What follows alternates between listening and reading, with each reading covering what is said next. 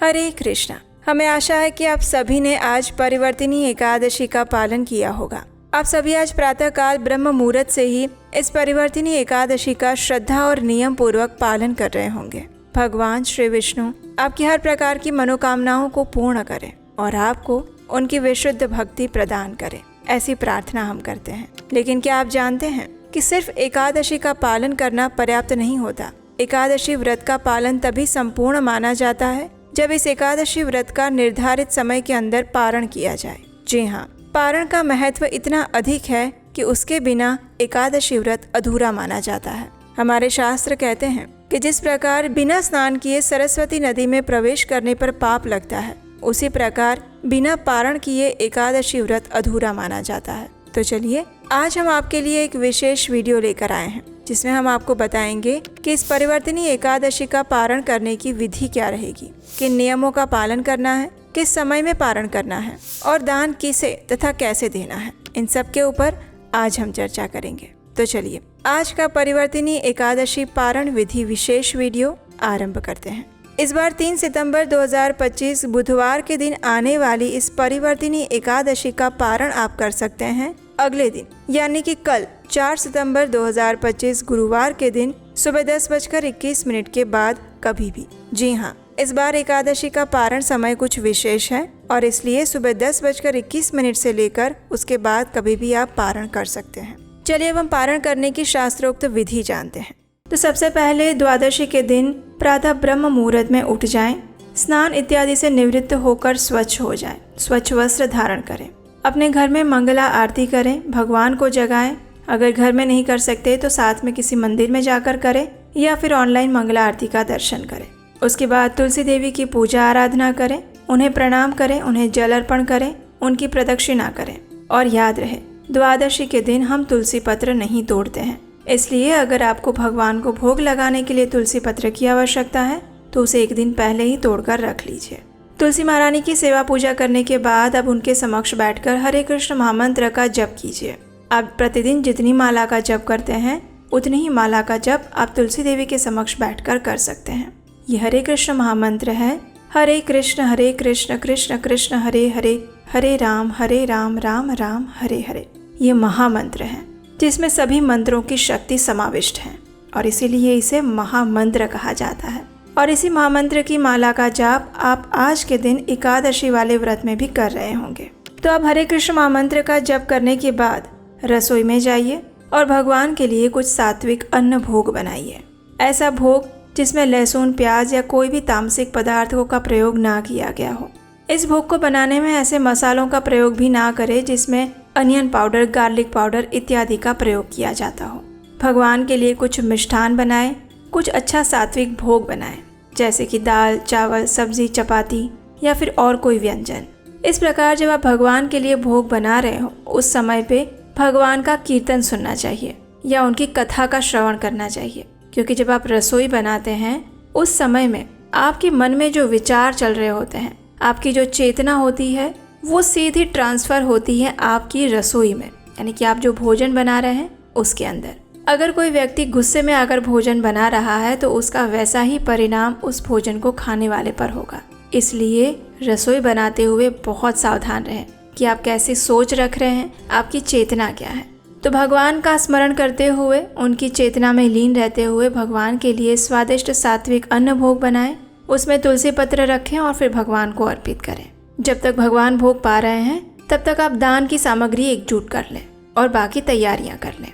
15 minute बाद भगवान के पास से भोग ले लें, भगवान की आरती करें, उन्हें धूप, दीप, पुष्प इत्यादि अर्पित करें और उसके बाद एकादशी का पारण करने की तैयारी करें। पारण करने के लिए सबसे पहले भगवान के समक्ष जाकर हाथ में थोड़ा गंगा जल लीजिए और भगवान से प्रार्थना करते हुए इस मंत्र का उच्चारण कीजिए। ये पारण मंत्र है और ये मंत्र इस प्रकार है। अज्ञानतिमिरन्धस्य व्रतेनानेन केशव प्रसीद सुमुखो नाथ ज्ञानदृष्टिप्रदो भव। इसका अर्थ है, हे केशव, मैं अज्ञान रूपी अंधकार से अंध हो रहा हूँ। इस व्रत द्वारा प्रसन्न होकर मुझ पर कृपा कीजिए और मुझे ज्ञान तथा भक्ति रूपी नेत्र प्रदान कीजिए। इस प्रकार भगवान से प्रार्थना करके अब अपने घर में किसी वैष्णव को या ब्राह्मण को आमंत्रित कीजिए। भगवान को जो भोग लगाया था उसी में से अन्न प्रसाद उनको अर्पित कीजिए। वो संतुष्ट हो जाए तब तक उन्हें खिलाइए और उसके बाद अपनी क्षमता अनुसार कुछ दान दक्षिणा दीजिए। इस प्रकार अगर आप घर पर बुलाकर किसी को अन्न प्रसाद नहीं दे सकते हैं तो आप मंदिर में जाकर भी भगवान का भोग प्रसाद दे सकते हैं और दान दक्षिणा दे सकते हैं। अगर आप भोजन प्रसाद भी नहीं दे सकते हैं तो कम से कम अपनी क्षमता अनुसार मंदिर में जाकर कुछ ना कुछ धन या लक्ष्मी अवश्य देकर आना चाहिए। अगर आप बाहर मंदिर में जाकर भी दान नहीं दे सकते हैं तो आप ऑनलाइन ऐसी किसी संस्था में दान दे सकते हैं जहाँ पर आपको विश्वास हो कि यहाँ पर दी गई लक्ष्मी का प्रयोग अच्छी चीज़ के लिए होता है, सनातन धर्म के लिए होता है। अगर आपकी इच्छा है कि आप ऑनलाइन भी दान नहीं देना चाहते हैं तो आप ऐसा कर सकते हैं कि आप उस दान की लक्ष्मी को निकाल कर साइड में रख लीजिए। अगली बार कभी भी आप मंदिर जाएं या किसी ऐसी जगह पर जाएं, गौशाला में जाएं, तो वहाँ पर जाकर ये दान की राशि दे सकते हैं।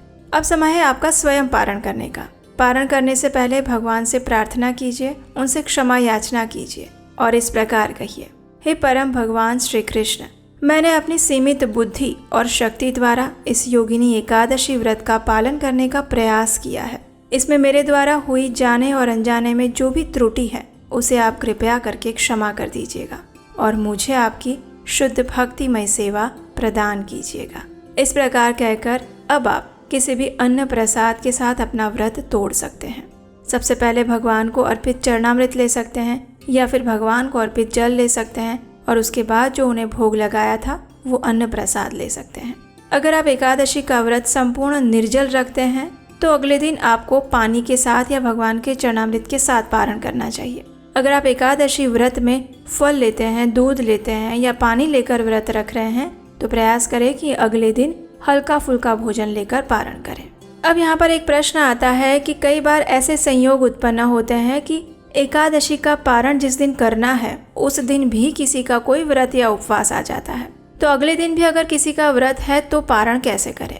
तो देखिए, पारण के सभी नियमों का आप पालन कीजिए, लेकिन आप संपूर्ण अन्न प्रसाद नहीं ले सकते। तो ऐसे में सिर्फ एक चावल का दाना लीजिए और उस चावल के दाने का स्वीकार करके भगवान से प्रार्थना कीजिए, या फिर जिस देवता की या देवी के लिए आप उपवास कर रहे हैं उन्हें प्रार्थना करिए कि हे देवी माँ या हे प्रभु, हम आपकी प्रसन्नता के लिए ये व्रत करना चाहते हैं, लेकिन एकादशी का पारण करना भी आवश्यक है। इसलिए मात्र पारण करने के उद्देश्य से मैं ये अन्न का एक दाना ले रही हूँ। इसे आप मेरे अपराध रूप में मत लीजिएगा और मेरे आज के व्रत का भी स्वीकार कीजिएगा।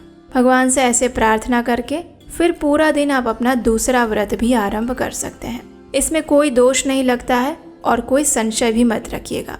बिल्कुल आप इसी प्रकार से अगर एकादशी व्रत पारण करते हैं तो आपका अगले दिन का व्रत भी यथावत चालू रहता है। तो ये थी एकादशी का पारण करने की संपूर्ण विधि। हमें आशा है कि इसमें आपको उपयोगी जानकारी प्राप्त हुई होगी। अगर ऐसा है तो इस वीडियो को लाइक करके सभी को शेयर कर दीजिए जिन्होंने एकादशी व्रत रखा है या जिनके मन में ये प्रश्न है। और अगर आपको लगता है कि हम अपने चैनल पर प्रमाणभूत रूप से वैदिक सनातन धर्म का प्रचार कर रहे हैं बिना किसी मिलावट, सीधे शास्त्रों से, तो आप हमें इस कार्य को आगे बढ़ाने के लिए अपना आर्थिक योगदान भी भेज सकते हैं। स्क्रीन पर नंबर दिया गया है।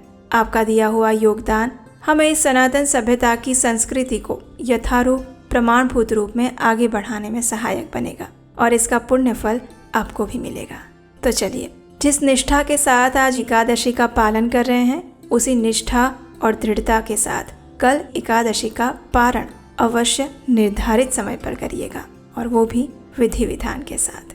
ऐसी और जानकारियों के लिए आपके अपने चैनल उपदेश शास्त्रिकम को सब्सक्राइब कर लीजिएगा। आप हमारे व्हाट्सएप कम्युनिटी ग्रुप के साथ भी जुड़ सकते हैं। उसका लिंक नीचे डिस्क्रिप्शन बॉक्स में मिल जाएगा। हरे कृष्णा।